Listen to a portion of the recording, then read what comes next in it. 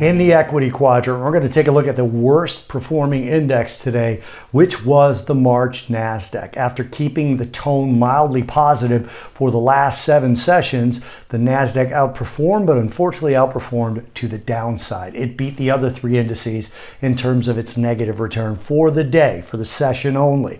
We're looking at down at this point a little bit more than 0.75%. There's still a bit of the day to go, and we're coming off the lows now as I speak. 16,689.25 was the low, down 1.63%. The high, not much of a change from yesterday's settlement, 16,982. That was only up now 9 basis points.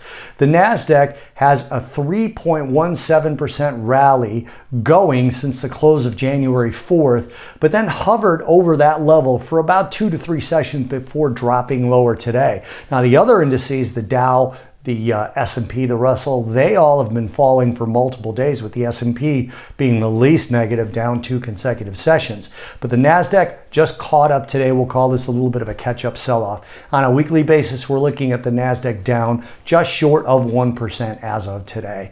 Now, Fed expectations is part of the reason. U.S. retail sales were stronger than expected, and that dampened the rate cut expectations within the market. Yields rose across the board, anywhere between 5 and 7 basis points after retail sales came out, and Fed Governor Waller said the United States was within striking distance of the Fed's 2% inflation goal, but the central bank should not rush towards cuts in its benchmark interest rate until it is clear lower inflation will be sustained.